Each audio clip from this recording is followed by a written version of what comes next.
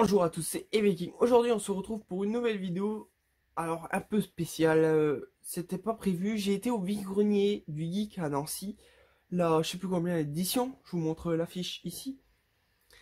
Et c'était la première fois que j'y allais. J'avais un peu peur d'avoir beaucoup de professionnels. Mais non, il y avait beaucoup de gens normaux, de gens qui font les vide-greniers. Et j'ai trouvé plein de choses. Je vais vous montrer tout ça. J'ai trouvé du DVD, de la figurine, du pop même. Et des trucs un peu spéciaux qui m'ont plu, voilà, des vieux trucs. Du coup, je vous présente tout ça dans cette vidéo, c'est parti. Alors, la première chose que j'ai acheté, j'ai pas pu la négocier parce que c'était un professionnel, c'est une Funko Pop, je l'ai payé le prix normal, et ça fait longtemps que je la cherche, c'est le chanteur et guitariste d'ACDC, voilà, pour ma collection en rock and roll, c'est Angus Young. Voilà, très très beau pop. Il existe en chaise ou en autre édition. La chaise, elle a des cornes sur la casquette, elle est vraiment belle. Mais là, j'ai trouvé en normal. Mais ça me convient depuis... Je le voulais absolument parce que j'adore ce groupe AC/DC, c'est vraiment génial. Et franchement, c'est vieux, mais c'est toujours autant kiffant. Ensuite, j'avais pas prévu d'acheter ça. C'est un lot des Simpsons, un gros lot des Simpsons. En fait, dans ce lot, j'en voulais qu'un. Je voulais le spécial Horror Show pour mettre dans ma collection d'horreur. Et il m'a proposé ce lot à un petit prix. Du coup, je l'ai pris. Vraiment très sympa. Et c'est des Simpsons classiques, comme vous voyez sur ce DVD, avec une jaquette rouge. L'intérieur est simple. Et ils sont vraiment belles, ces éditions Simpsons classiques. Alors là, c'est Sexe, Mensonge et les Simpsons. Ensuite, censuré, Anjou démon, Bat Wars, les dossiers secrets avec X5, les Simpsons.com, la compile. Ensuite, c'est des autres éditions, ceux-là un peu plus belles. Alors là, c'est les Simpsons musique avec des stars de musique. Et dedans, c'est un tout petit peu plus beau. Mais... Et ensuite, il y a des reportages inédits. Et là, il y a Otto. Là, les Noëls des Simpsons. Film festival. Horror show. Alors celui-là, je le cherchais. En plus, en exclu, il y a les deux martiens. Celui-là, on va s'attarder un peu dessus. Parce que c'est de l'horreur. Alors je le voulais à tout prix. Et je l'ai trouvé. Et du coup, j'ai acheté le lot. Et le dernier, c'est les Simpsons Sacré Boulet. Voilà. Là, ce lot Simpson que j'ai payé 8 € le lot. Ça va. Ensuite, j'ai fouillé un tout petit peu partout. J'ai trouvé des DVD d'horreur ou pas, des fois. Euh, et des bons petits DVD. Alors, ça dépend les prix. J'ai payé ça entre 1 € pièce ou 2 €, mais pas au-delà. Il y en a une, je lui ai demandé le prix, 3 €. J'ai dit non, laissez tomber. 3 € pour moi, c'est trop cher pour acheter un DVD en vide-grenier. Alors, le premier, c'est L'exorcisme d'Emily Rose, un film sorti en 2005. Et c'est d'après une histoire vraie. Emily Rose a été possédée par le démon.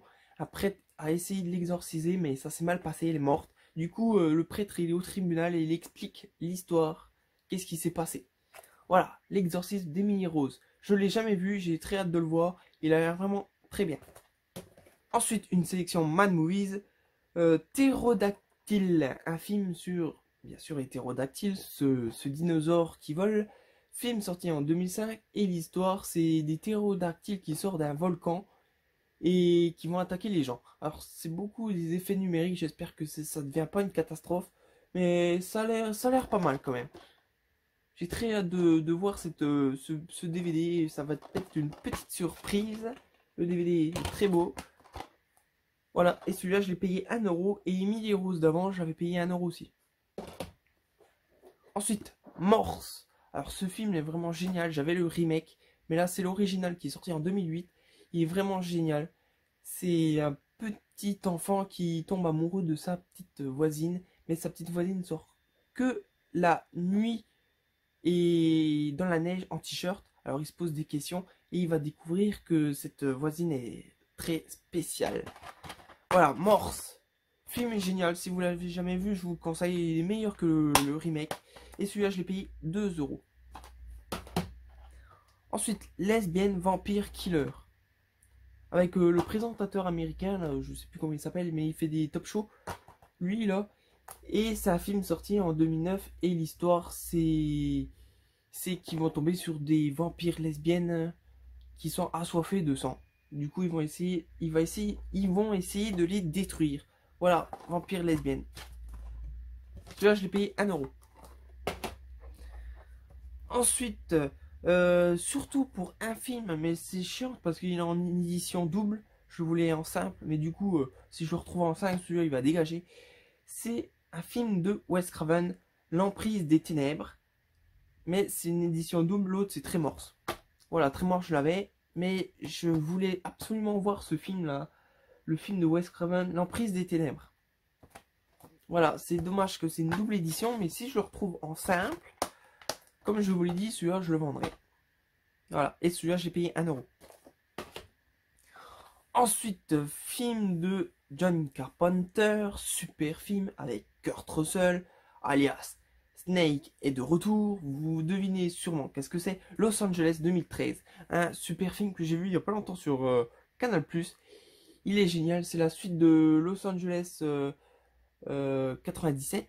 Dans New York 97. Ah, excusez-moi. Et ce film est sorti en 1996. Et il est génial. C'est Snake qui retourne dans cette géante prison qui se passe à Los Angeles.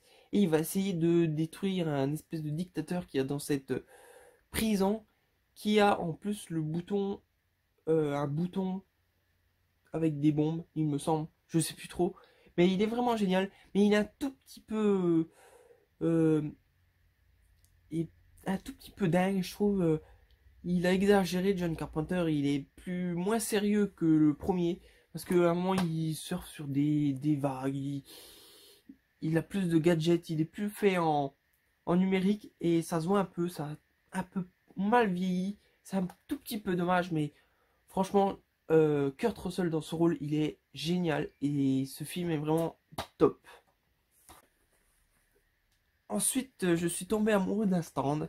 J'y ai retourné 2-3 fois et, j'ai acheté 2-3 petites choses. Voilà, il avait beaucoup d'objets anciens et ça, j'adore. Et j'ai trouvé cette magnifique figurine en boîte, encore emballée, de... Je sais pas de quelle date qu'elle a. C'est d'édition Monstre d'Universal. Et là, c'est le Loup-garou de Londres. Alors, le film, je l'ai jamais vu. Mais cette figurine est très belle, emballée. En plus, ça doit être une exclusive parce que c'est une Cedar Shot Toy classique édition. Mais elle est vraiment très belle. La boîte est un tout petit peu jolie, un tout petit peu abîmée, mais elle doit pas être d'hier cette figurine. Et vous voyez, c'est le loup-garou. On voit sa casquette, un petit foulard, une fleur, le socle. Vous voyez le socle avec son nom marqué dessus. Et dans ces éditions, il y en a plein. Vous voyez tout ça. Et il y en a une que j'ai, c'est le fantôme de l'opéra qui est là. Et la créature que j'aurais dû avoir, mais que j'ai pas acheté. Et puis du coup, elle est partie. Là, j'ai fait une grosse bêtise, j'aurais dû l'acheter parce que ces figurines sont belles. Je sais pas de quelle année qu'ils ont. Ah, 2000. Ah bah elles sont pas si vieilles que ça.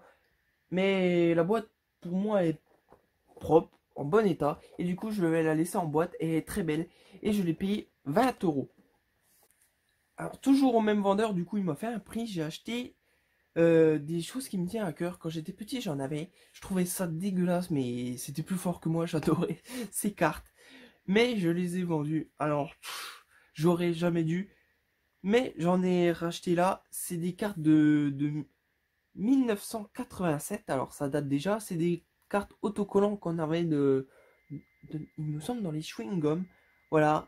En français, c'est les Crado. Et en anglais, c'est les Beige Pell Kits. Voilà, un beau cadre avec 4 images autocollants qui sont... Les cadres sont beaux, ils sont neufs. Je sais pas combien ils cotent parce que j'en sais rien. J'y connais pas trop, mais je fais un peu la collection. J'en ai j'en ai déjà pas mal. Et là, c'est des cartes qui viennent des USA en plus, des chewing-gums. Et c'est des...